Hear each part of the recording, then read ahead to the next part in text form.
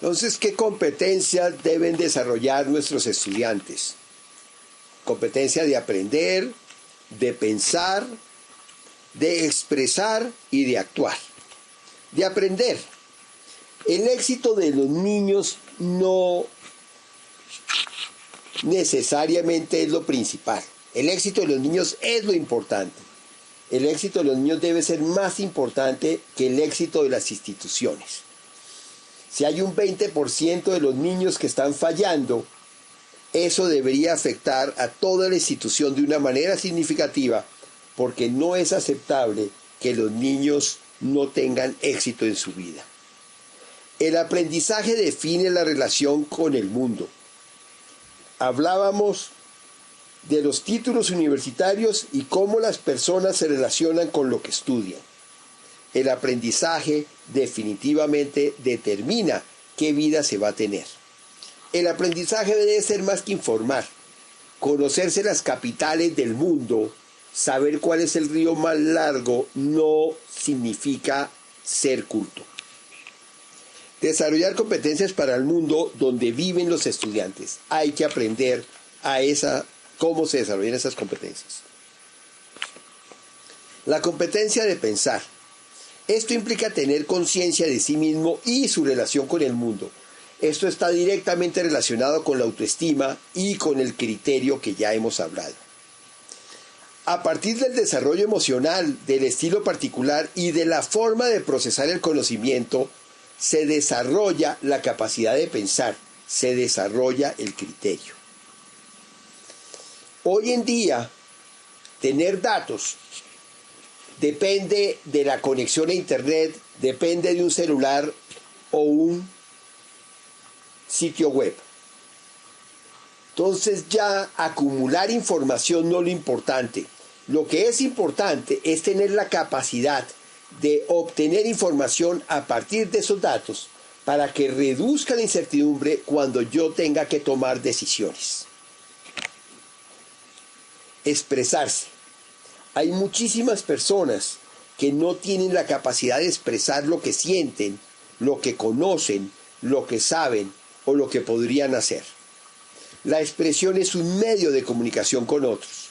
Esta expresión es de muchas maneras, es de muchas formas.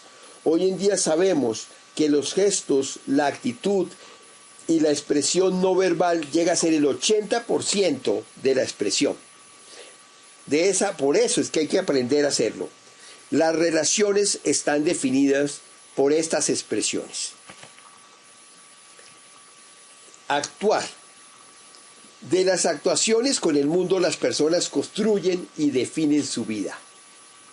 No es sino tomar el ejemplo de una persona que maneja embriagado para saber que de estas actuaciones una persona puede destruir su vida realmente en segundos.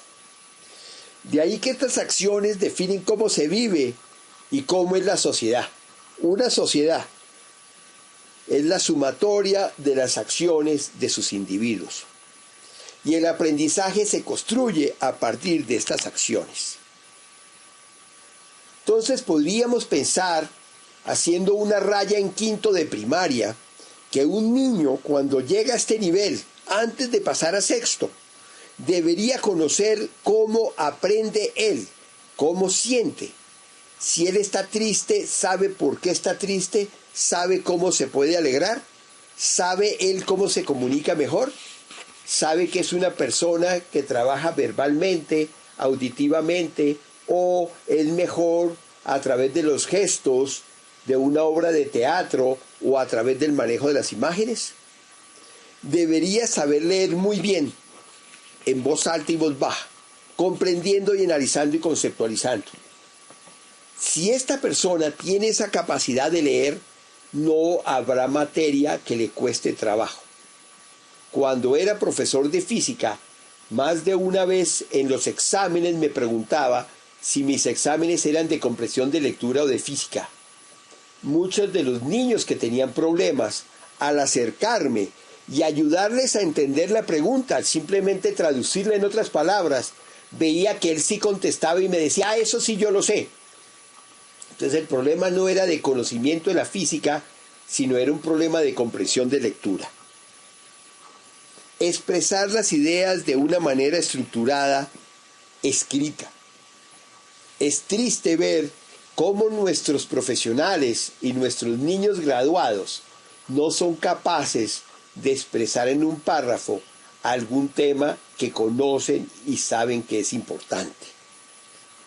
Realizar cálculos aritméticos con fluidez, saberse las tablas de sumar y multiplicar, es una necesidad para poder tener un pensamiento lógico y dimensionar lo que sucede. En muchas ocasiones, materias como álgebra, física o química son tremendamente difíciles para las personas que no han conocido las tablas. Una persona que no sepa multiplicar o dividir por 10, cuando llega el tema de la gravedad, no podrá hacer un cálculo sencillo porque no entiende lo que es 10. Hablar y hacer presentaciones efectivas, poder expresar lo que sabe. Y una muy importante, un niño en quinto ya debería saber convivir y trabajar en grupo. Una de las grandes falencias que tienen nuestros estudiantes y trabajadores colombianos.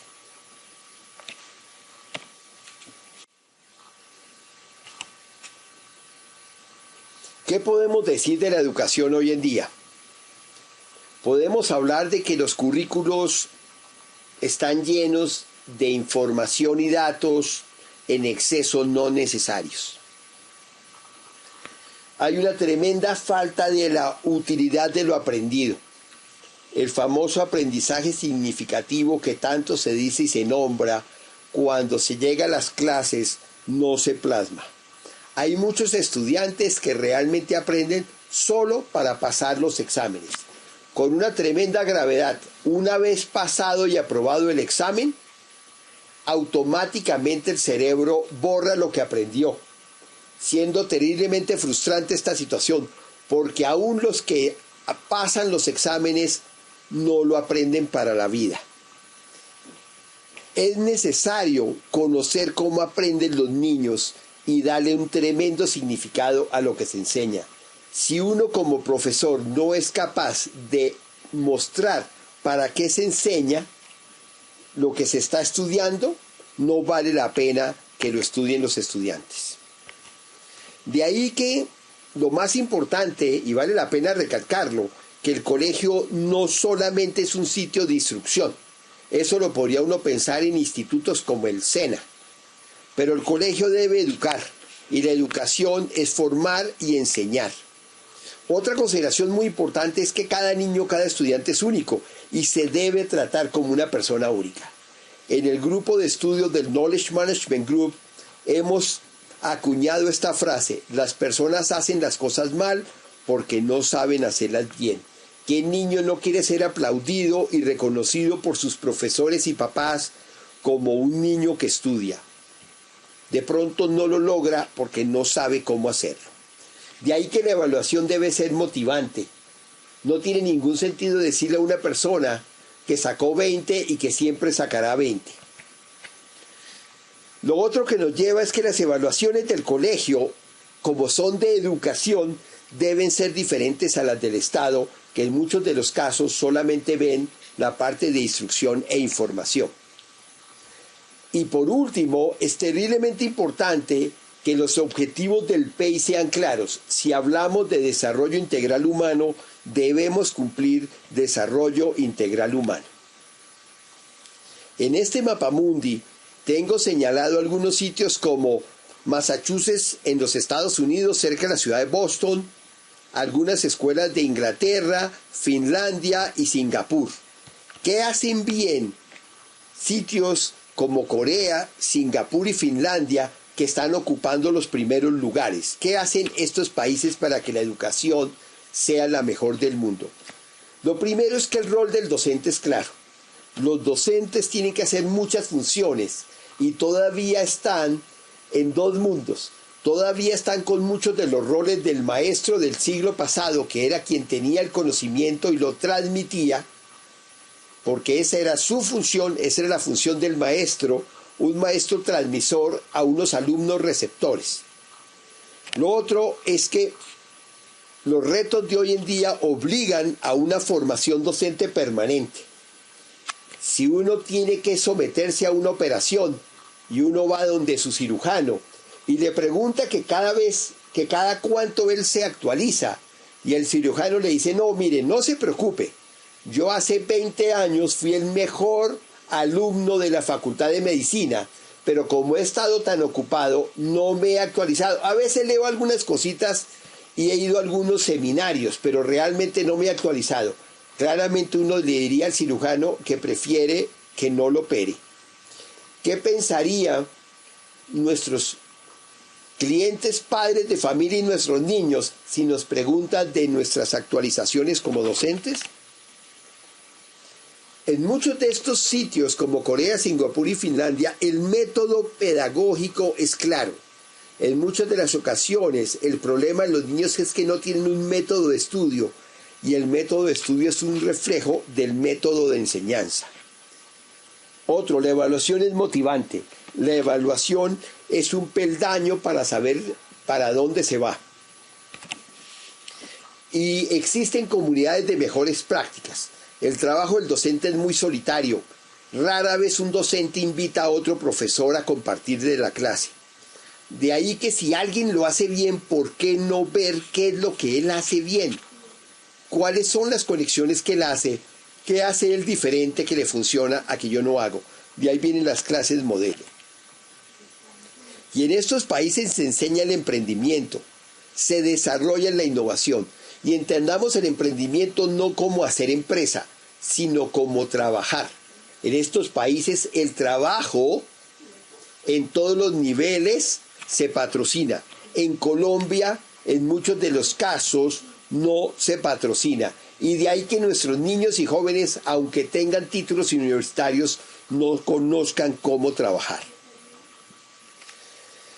Podríamos pensar en esta imagen tomada de los carros de Fórmula 1, que cuál sería el verdadero rol del docente.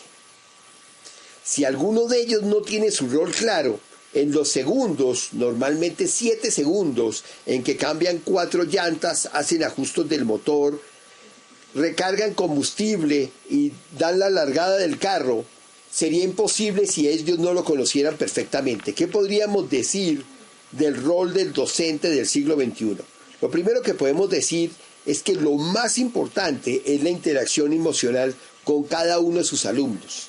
Si ustedes se recuerdan por un momento quién fue ese profesor o profesora de colegio que fue especial, se acordarán de alguien que lo trató de una manera especial, no necesariamente suave, no era la persona que lo pasaba a uno sin que trabajara. Es más, es probable que fuera exigente, pero le exigía porque lo conocía y lo apreciaba, y así se sintió apreciado. El otro rol muy importante hoy en día es motivar, inspirar, dibujar el futuro. En muchos de los casos, los mismos padres de familia no saben hacer esto, y los mismos valores que les dan a sus hijos, o que ven en la televisión, o que ven en otros compañeros, no ayudan a que tengan una buena educación. Otro de los roles principales es despertar el deseo de aprender. ¿Por qué saber? Para poder conocer el mundo, no solamente para pasar exámenes, no solamente disque para ir a una universidad, simplemente por el placer de saber, de conocer, de entender por qué funcionan las cosas, por qué las personas son así, por qué respiro como lo hago. Un docente debe saber usar las herramientas pedagógicas de acuerdo a los temas y a los estudiantes. Ahí vienen los grandes retos de los docentes actuales, que es saber utilizar todas las tremendas posibilidades de la tecnología, que lleva más de 30 años disponible en los computadores y en el Internet, pero todavía no ha tomado un lugar especial en nuestros salones de clase. A veces solamente se utiliza como un reemplazo del tablero, como una presentación de PowerPoint, pero tiene que ser mucho más allá que eso. Y el último rol, que tiene que ver con lo anterior, que lo da el mismo decreto 1290 del 2009, es ser capaz de detectar las falencias y avances significativos para implementar estrategias acordes a cada niño, a cada necesidad.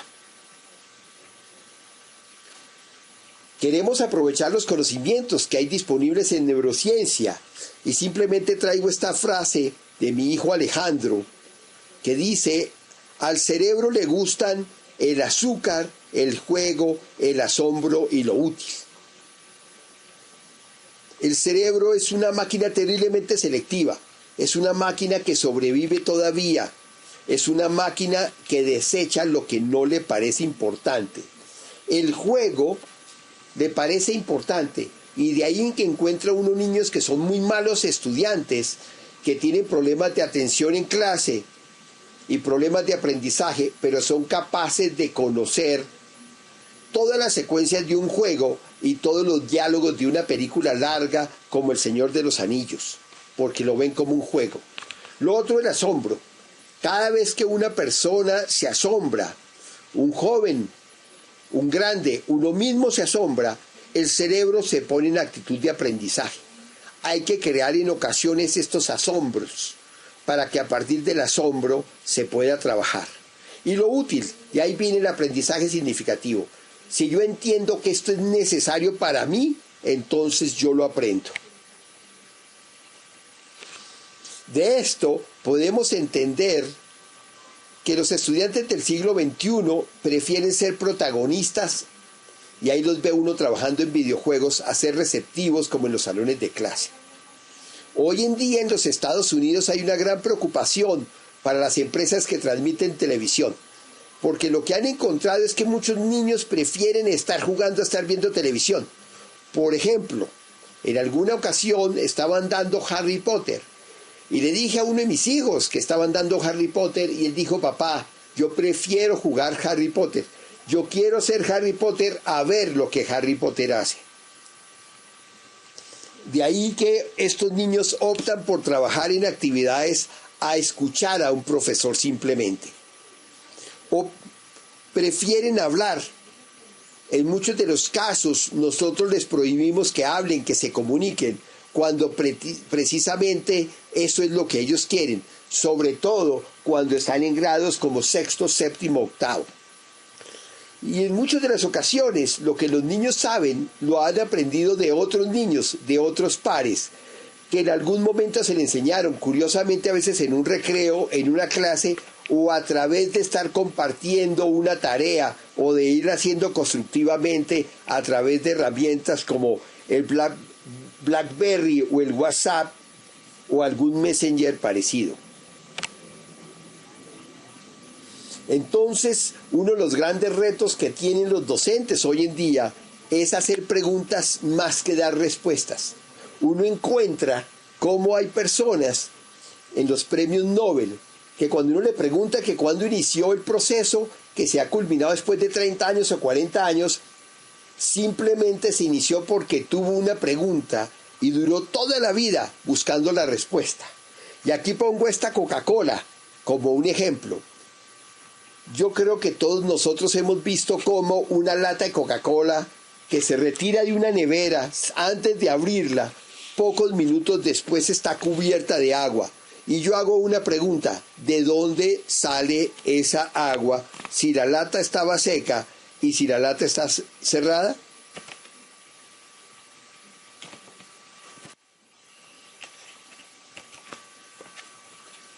Recogiendo lo que hemos dicho, quiero hacer un pequeño ejercicio para mostrar lo diferentes que somos y la importancia de hacer estas conexiones con cada uno de nuestros estudiantes y personas con que nos relacionamos. Miren la imagen de la izquierda. ¿Qué podrían pensar que representa? ¿Qué podrían pensar que es? Algunos dirán que es un círculo, otros una malla, otros hasta una colmena. Y esta imagen de la derecha, ¿qué les recuerda? Alguien muy matemático me diría que es un cuadrado, que es un paralelepípedo, o alguien creativo me diría que es una mesa torcida. Pero si paso a la siguiente imagen, me encuentro que este círculo realmente es el reflejo de tres cuerpos totalmente diferentes. Puede ser una esfera, un cono o un cilindro. Y son tan diferentes estos cuerpos, pero su sombra es la misma, un círculo. ¿O qué me dicen de este cilindro que tiene dos sombras totalmente diferentes dependiendo de cómo se miren? Ya sea un cuadrado o un círculo. ¿Qué pasa si yo estoy haciendo un examen y le exijo a los estudiantes que todos me contesten que era un círculo?